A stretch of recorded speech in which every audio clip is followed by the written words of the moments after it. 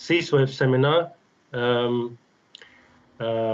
Just one word about myself. I'm Nick Hammer. I'm Associate Professor at the School of Business.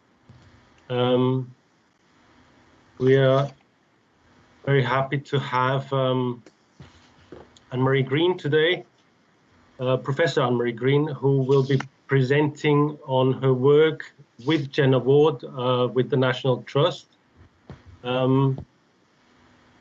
Anne-Marie has been working on employment relations at the margins or kind of outside unemployment, work and employment outside or at the margins of the employment relations for quite a while. And this will be, I think, in this vein. It's taking a specific slant, though, in the sense that you'll be talking about the process of an impact study, or developing impact with the National Trust. So yeah, I'll be really keen and looking forward to hear about that. Probably I should say a few words just in terms of housekeeping. We'll have 45 minutes or so for Anne-Marie, if she wants to take that up.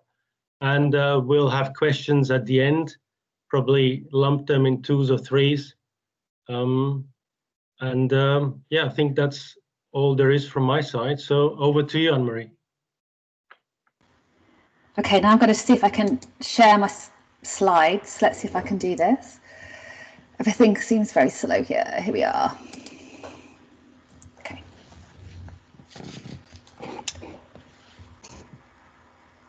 Can you see that yet? Yeah. It is weird now because I can't see anybody else, but thank you very much.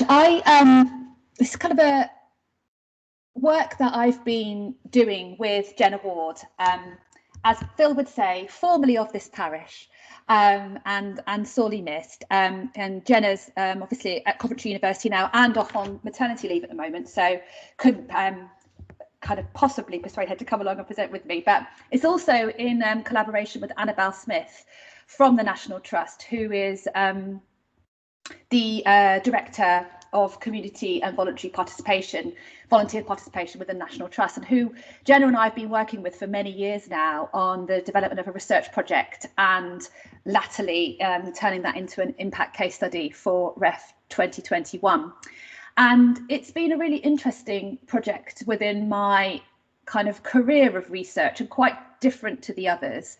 And I thought it was kind of really useful, only for myself, and also perhaps as a kind of provocation to the community in terms of thinking about doing impactful research, or research that can be used as an impact case study, and what that means, and some of the challenges and successes and things that have made that difficult. And I sort of try to put some of my thoughts about how we approach this project right from the beginning, to think about impact within our research. I've talked before about the kind of theoretical and analytical aspects of this work, so that's really not what I'm going to focus on today. It's much more, I suppose, a kind of a practice reflection. So I hope that that sort of meets people's expectations. And at the end, I'm going to take you through a couple of the exercises from the toolkit. I was thinking about whether or not to get you to actually play with them and do them, but I'm kind of thinking at the moment that I'm not sure that I personally have the energy for that, or that you have in the current context. And so, but we can come play it by ear if you think you'd like to do that, but you'll see when we get to that. Okay, what you have here is a little front sheet of the initial design that we had for our Working in Emotions in Volunteering toolkit, developed by Jenna, Annabelle and myself. And kind of the marketing of that. It's changed quite significantly to meet the National Trust brand by its final kind of commercial dissemination, but that was kind of our original design. I thought it might be useful to foreground the discussion of my own kind of impactful work and our impact case study by thinking about what impact is.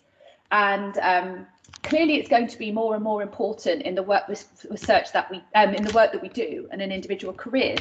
But I think it's sometimes quite misunderstood, and it also has this implication of what impact means in ref terms, and then what impact means more generally, and those things can get quite confused. So I thought it might be useful to go back and foreground that. Peter can speak to this, I'm sure, but impact within funding applications, particularly to the research councils, is becoming more and more important. And in almost all grant applications now, barring, for example, the Leverhulme, you're almost always meant to have some pathways to impact statement. RCUK says that it's the demonstrable contribution that excellent research makes to society and the economy. Within the RCUK definition of impact, there is a much more conceptual and academic contribution that can be made in terms of academic and conceptual impact. But I suppose what we've been talking about quite a lot within our REF position is this, what the RCUK talk about, the economic and societal impact. Demonstrable contribution to society and the economy of benefit to individuals, organisations and nations. And then there's this kind of instrumental, conceptual and capacity building definitions. When we look at what this means in REF terms, though, and I suppose in what really determines how we write an impact case study, and here it'd be really interesting, Nick, to know what your reflections are on writing your impact case study as compared to our experience. Impact is defined much more in a much more narrow way. Any effect on, change or benefit to the economy, society, culture, public policy or services, health, the environment or quality of life, importantly, beyond academia. Impact means something that other people or institutions gain or do as a consequence of your academic research. I suppose the thing is that sometimes it can be very hard to distinguish between routes to research impact, knowledge exchange, engagement, impact activities, and the impact itself. And when you come to write an impact case study, that's what you're really having to focus on, is that evidencing of the actual impact. So I suppose what you could say is what impact is not, in some ways, it's not something that you as a researcher can do. You can't do impact. And importantly, engagement and dissemination are not impact, but they may lead to it. So giving evidence to a select committee or working with a business or contributing to a dissemination event is not in and of itself impact. It would become impact if the people or organisation involved somehow do experience or understand something differently as a result of their interaction with the research. And most importantly, this can be evidenced, measured and demonstrated. And with regard to writing an impact case study, that's been the hardest thing. It's about the evidencing of that impact. Please do stop as I'm going if you want anything. Within REF itself, I'm not going to, but policy, regulatory, legislative change, these two modes or performance improvement. To be honest, when you're looking at the case studies that come out of REF, most of them focus around mode one. The ability to actually show performance improvement, whether that be turnover, costs, or is quite hard, and particularly in the business and management area. We also need to look at the star rating depending on its reach and its significance, and these are all things that need to be borne in mind. The spread or breadth of influence or effect on the relevant constituencies, is that organisational, regional, national, international, and the influence that has, the magnitude of the impact. And this is definitely something that's much more subjective. All I'm trying to present here is the difficulty you have when you're trying to write up those impact case studies and what you're having to bear in mind. And I think this is important to sort of have as background, because it might very well affect how you design the research right from the beginning. And that's some of the points that I'll go on to make. So, Look at our impact case study that's gone forward as one of the 8 from our unit of assessment, business and management. You have to write this little 100-word, no more than 100-word summary of the impact that goes right at the beginning of the case study. And the case study itself is only 4 A4 sides long. It's very short, and you have to somehow make sure that you've indicated what that contribution is. So, yeah, I mean, you can read this here. It's one of those areas where I'm not very good at this, but it's like really bigging yourself up in terms of the outstanding contribution that you've made. But collaborative research between the University of Leicester and National Trust has highlighted the unique and often unspoken emotional challenges involved in managing the Trust's 60,000 volunteers. It's always good to have a figure there. This led to a series of interventions that substantially informed National Trust policy regarding the management of volunteers and demonstrably altered practice via the development of new guidelines, training and a toolkit designed to better manage the emotional difficulties encountered when directing and coordinating volunteers. Thinking a little bit about reach, our research has directly improved manager-volunteer relationships and volunteer management well-being, and its success prompted other voluntary organisations to implement similar changes. You can't believe the amount of time it's taken just to get these words in this order and in quite this state, and I'm sure there might still be changes, but this is where we are at the moment. Okay. So, yeah, in terms of clearly mode 1, policy change, the reach is organisationally across the National Trust, and because we've influenced policy that is nationally disseminated, we can say something like this affects 60,000 volunteers and 12,000 managers.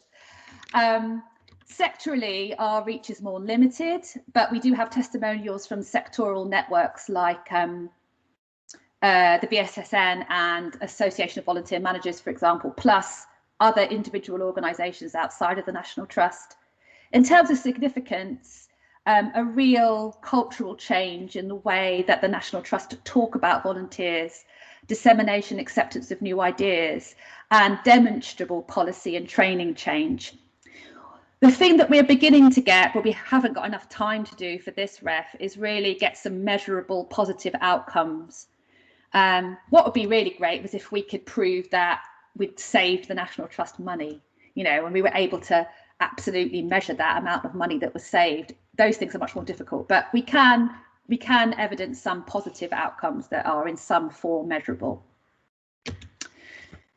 Thinking back to a previous seminar that Jenna and I have given, our key headline research findings, I'm not going to spend very much time here, but clearly the whole project in and of itself, which has been going now since 2013, more or less, was that we found that there were specific key differences between managing paid staff and managing volunteers. And these were around some key areas, including performance management systems, as you might imagine, communication processes, task differentiation, and then this final really, really important thing around emotional labour, or the emotions involved in managing volunteers, or the challenging emotionality of managing volunteers. So that managing affectively committed volunteers is emotionally challenging work, and that managing and working with emotions, therefore, is a key volunteer skill, but hitherto unrecognised. Within the work that we've written about this, our theoretical framing has drawn on the emotional labour literature, on the definition of emotion and recognition of emotional landscapes, and so that's the kind of literature that we've been delving into. But as I say, I'm not going to spend too much time going through that. Every impact case study has to have underpinning research. Usually you find with the kind of 4-star case studies, the higher quality that underpinning research is, obviously the higher quality your impact case study will be. But in terms of your usual ref output determinants, it has to at least be 2-star research. The 3 bits of underpinning research that so this is an example, you can see that we refer to an article that we had published in the Non-Profit and Voluntary Sector Quarterly, a book chapter on research methods that are particularly important to this research, and then a recent conference paper that was delivered on the basis of it. That's kind of our underpinning academic research. And then you have a whole list of other aspects of that impact evidence. Okay, so that's kind of the nuts and bolts of the impact case study. What I wanted to talk about now was actually how we came to this point where our research was deemed to be a good impact case study, and the way in which we approached the research right from the beginning, because in some ways it was a bit of a departure for me in the work that I've done. I mean, I think coming from industrial relations, you're always doing policy relevant research. I don't think the notion of impact is a difficult thing for scholars of industrial relations to get to grips with. You want your research to have impact in the organisations that you work with. But I think thinking about devising and developing impactful research, particularly if there's a notion of co-production in it, needs some thought right from the beginning. And this project, when it emerged in 2013, was an opportunity for Jenna and I to think about embedding impact, I mean, at quite an early stage, really, where people weren't really necessarily talking about it in quite the same way, into the research from the beginning. So the provenance of the project, and I suppose how I would describe it is it was kind of serendipitous, but there was deliberate intention. And I think it worked out better than Jenna and I could possibly have hoped for from our original intentions, the way things developed on from it. It wasn't our intention to develop a piece of work that would be an impact case study. That we were just trying to think about ways in which we could have work that would have impact. And this is when I met Jenna. I joined De Montfort in 2012, and I met Jenna at that point, and we started talking about some of the things we were interested in and decided to work together. And we applied for some internal De Montfort University money. Simply, I think it was something in the region of £3,500 or something of that ilk, to do scoping interviews in 10 voluntary sector organisations, which we carried out. So we picked particular, and it was around the notion of volunteers as workers, or volunteer workforce. And it came from our own experience and our previous research, mine particularly as trade unions, as relying on volunteers as their workforce. Jenna's because she'd done this big piece of work with the Samaritans, that it was actually quite difficult to manage volunteers, and that it was quite a different, relationship to working with a paid staff member. And this was our kind of initial idea. So we had these scoping interviews, and then we had this really interesting day-long workshop that we held at the end of the interviews, where we presented to as many of those interviewees who wanted to come along, or representatives from their organisations and other interested parties from the sector, voluntary sector that is, to come and listen to our initial findings from those scoping interviews, and with this very important thing of the specific intention to let those practitioners at that workshop tell us what they thought the burning questions to research were in this area. In this way, we, from the very beginning, were interested in letting the project be led and directed by those participants, by those practitioners. And out of that workshop, which is like a really interesting discussion that we recorded and so on, was this very, in some ways, quite simple question. To what extent is the management of volunteers similar or different to the management of paid staff? Because it was a view that anecdotally they could say it is more difficult, it is more challenging and so on, but we don't have any evidence to indicate that or can explain why it is. And so that's really where this started. And then after that, we were then thinking about ways that we could research that question. So this question came from those practitioners, not from us. So we could have a discussion here about academic control or a whole number of other things that might be useful to have a discussion with afterwards. But this is where we started from. And then we had this project that just seemed to grow and change and have a life of its own as a consequence of this. So there was a particular, at that time, it was Helen Timbrell, who was the director of volunteering at the National Trust at that time. And she came along to that workshop and was one of the people that we interviewed as part of the project, the scoping interviews. And she said, well, I can't wait around for you to get money for this from some. So I would just like you to do something. I can give you some money to do that in the National Trust. She said, I'm happy. I think this is really important and really interesting for you to investigate this question. The National Trust funded us £10,000 to do a study within the National Trust to look at that exact question. And we did that from 2015 to 16. This research was it fitted with the kind of research that Jenna and I are interested in doing, i.e. it was qualitative research, it was case study research, it was arts-based methods research.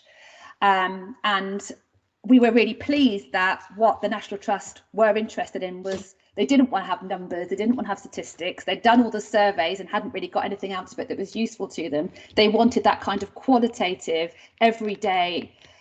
analysis of everyday experiences of what it felt like to manage a volunteer and be a managed volunteer within their organisation. The research project was constructed totally in collaboration with them, in finding sites and thinking about how we would do it.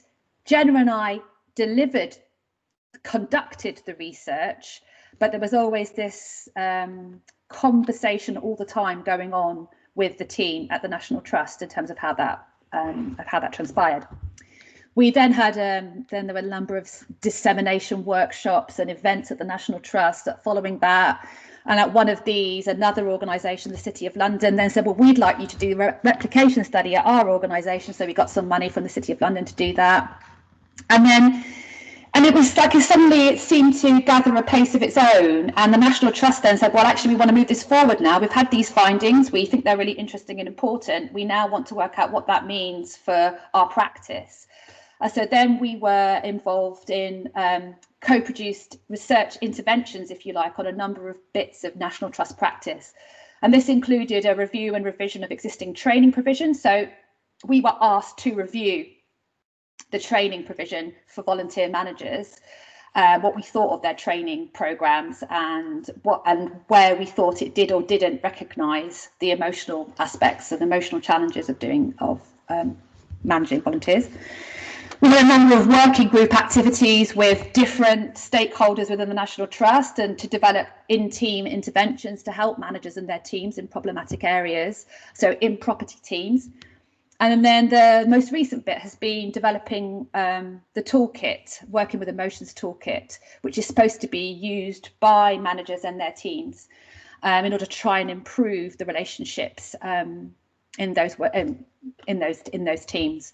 And that's involved in a number of things, including like developing something I never would have thought about doing before. It's like a completely non-academic output in some respects. And then the whole process of doing that from initial creation right up to its introduction and implementation has been pressure testing workshops with people, pilots, and then a rollout and so on.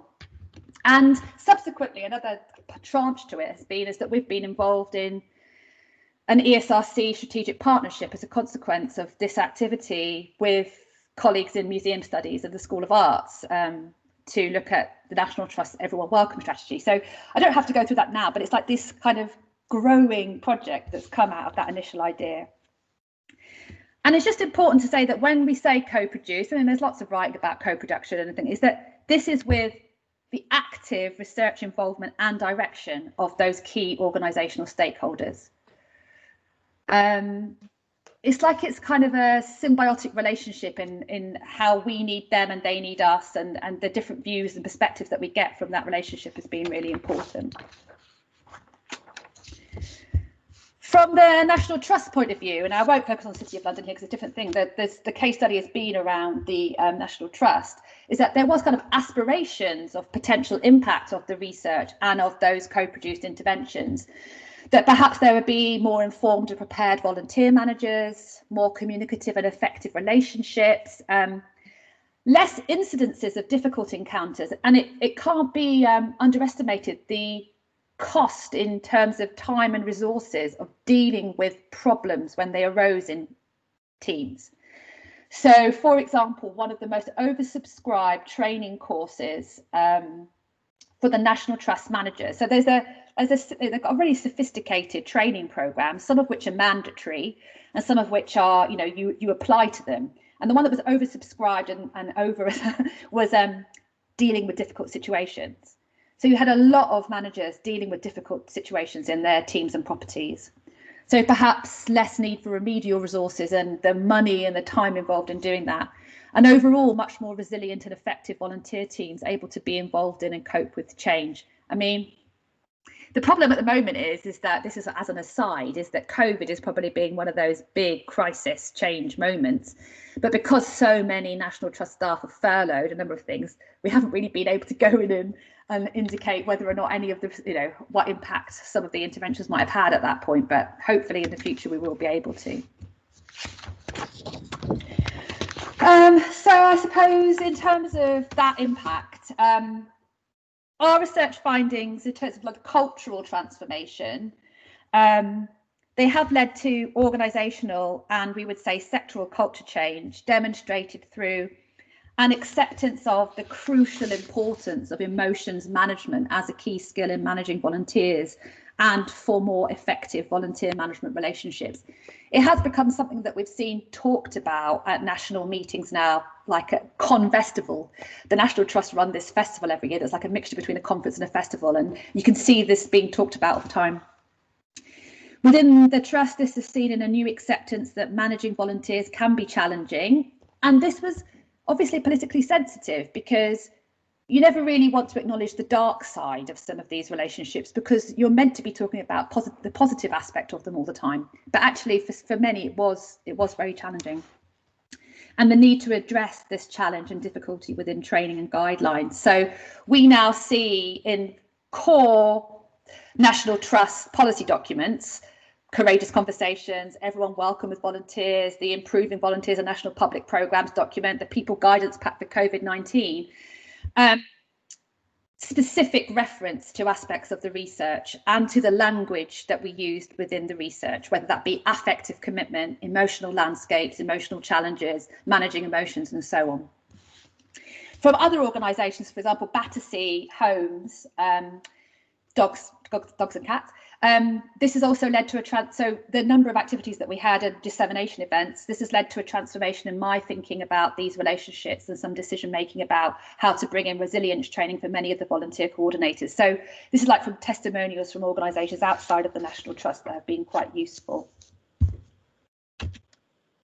Within training, our research findings have led to significant changes in policy, guidelines and training concerning the management of volunteers and manager-volunteer relationships. A specific example is the Foundations course, which is the key training that all volunteer managers must complete within the first 6 months of their employment at the National Trust. And we basically looked at this, reviewed it, found it wanting quite considerably, and it was completely redesigned as a consequence and was relaunched in late 2018. And around about 1,300 managers have now completed the new version. Research findings have been specifically used to develop brand new face-to-face training modules, for example, a 3-part course called Working with Volunteers, which was launched in January 2020 and was completed by 35 participants before COVID-19 locked everything down.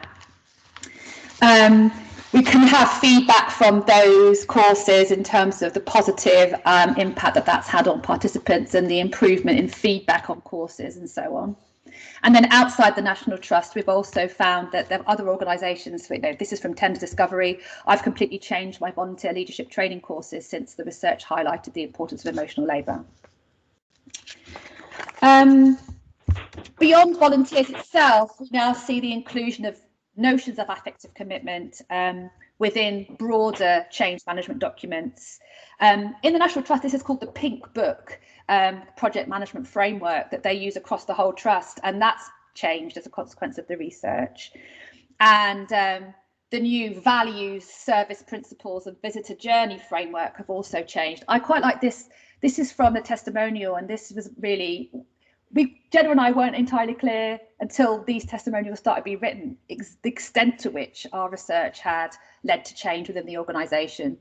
So the research gave me a powerful foundation to argue for parity of volunteer involvement throughout, to create a set of stronger values in the first place that had more meaning for all our people, as well as helping the resulting values to land effectively with volunteers, because volunteers could see that their voice was equally valued. As a result, both staff and volunteers were consulted extensively through focus groups and online engagement. The resulting values were designed for both staff and volunteers, and importantly, the accompanying resources featured equal numbers of staff and volunteers too. I suppose what's interesting is that the previous iteration of the values document hadn't involved volunteers in its design at all. So it's a kind of really interesting development in terms of practice. And I wonder as well, it's great to have, is it a possible commercial spin-off? I mean, we developed this emotions in volunteering toolkit, and all I get, and you can see the different marketing here, how it's ended up. But this is it's online and hard copy toolkit that is supposed to be disseminated to every single property and site within the National Trust. And in order to be able to be something that people pick up in the moment, or can read in their own time for self-reflection, or can use to organise group activities and training within the team. So it's a kind of multifaceted and a whole in terms of how it could be used. But every time we go and present this at any dissemination events, all we get from other organisations is, when are you going to be able to do this as a generic toolkit for the sector? And that's currently what we're working on now.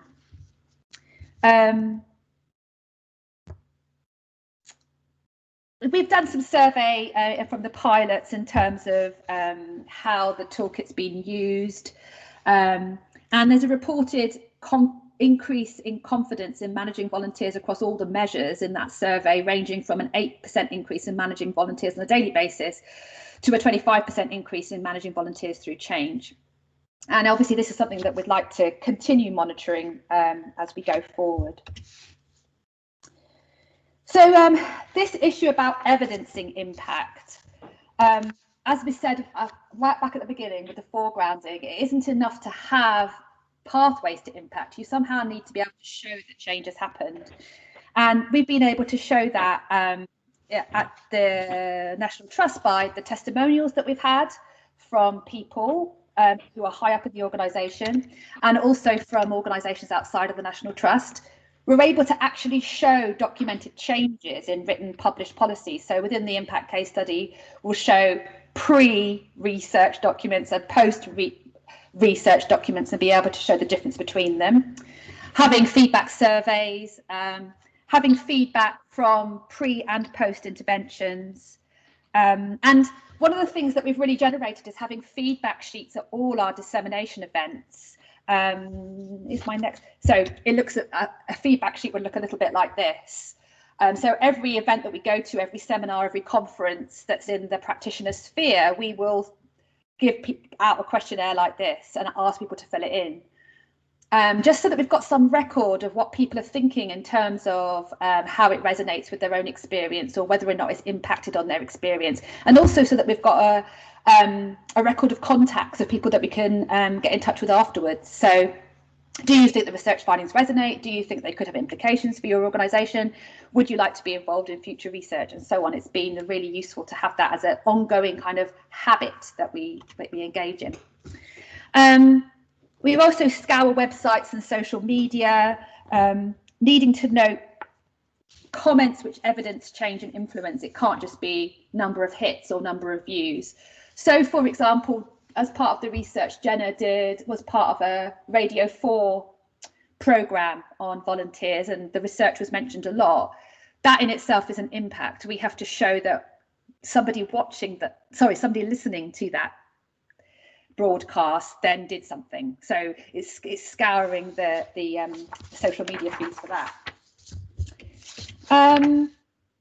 So my early thoughts about thinking about creating impact for research.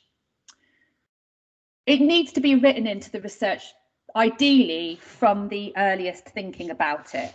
It's not at all impossible, and I think many of the times the research that we do, when it generates research findings, you can find that impact that it might have at the organisation, but it is harder to retrofit. So it's useful to think about that from the earliest thinking, and in some respects, Research Council grants require you to do that anyway, so you're getting a head start. Actively involving participant organisations in research ideas and questions has been immensely useful to us in this project, and in some ways, thinking of our gatekeepers, the usual kind of research gatekeepers, as our co-researchers, and then having that kind of parity of relationship. This requires very regular communication and consultation with gatekeepers and a range of organisational stakeholders. You have to be mindful of organisational political sensitivities. You have to be open and accommodating to practitioner concerns. We've had to produce material in different ways for different audiences within the organisation to ensure that it doesn't cause problems for our gatekeepers or lead to obstacles put in our way right from the beginning. It's been a real learning curve for Jenna and I in terms of producing material for a lay audience. Not only reports, but really short summaries, graphics boards, films, blogs, that type of thing that could be taken and used very simply and quickly, and also producing material that can be delivered in organisational practitioner workshops, so training. So Jenna and I have delivered some training within the National Trust over particular activities. Getting involved in creation of outputs outside of the usual academic kind. I mean, designing a toolkit is kind of a completely new thing to us. And I should have taken photographs at the time, but it's like Annabelle, Jenna and I in our office in Brookfield with all these pieces of paper laid out and on the board, trying to put together these activities and make them fit. Reviewing training modules, delivering training workshops, all these kind of new experiences for us. Needing to disseminate all the time, keeping your research on the radar, both within the organisation and in the sector, if you want to be able to have impact, and keeping an eye on the measurable, how we can identify and evidence that impact that we have. Thinking about advantages and successes, it definitely has been so rewarding. It's probably been some of the most interesting and rewarding research I've ever been involved in. And partly, of course, that is because it's so immensely rewarding to be involved in something where it makes a difference and can actually improve things for some people. That's been really wonderfully edifying in some ways. So in some ways, space to give back, I suppose. You can generate great relationships with gatekeepers that have been immense fun and have developed, that friendships that will go on for a very long time. Developing non-academic outputs. I think about the slog sometimes of producing journal articles. Producing non-academic outputs, because it's really interesting and creatively challenging. It can really give you just a headspace difference in terms of making your work accessible in different modes. Clearly, it ticks the impact box for university measures, and in and of itself can be career enhancing and open up new opportunities for funding and research in the way in which it has for Jenna and I. But there are obviously disadvantages and obstacles too. The project itself, those things can be very slow moving and often not in your control, or not as much in your control, I suppose. You're often waiting on organisational processes, budget, planning, funding streams, and also the concerns of others. This second one is quite important, and it's really become very much to the fore in COVID, is that, but maybe this is the same maybe in any research, but when you're looking at developing this impact case study, for example, the fact that the National Trust has effectively been shut down for COVID, and so our key contacts have either been off sick or have been furloughed has really been problematic for us in getting evidence for the case study in some ways. And that reliance on key individuals does have sustainability concerns for a research project where you're so embedded with that key individual. Helen Timbrell left the National Trust. She was our initial contact. Luckily, Annabelle was there.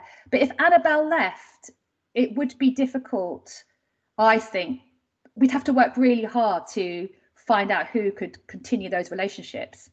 And certainly that is the case in the City of London, that our initial contact, who was really enthusiastic about the research, then left and went on to another job.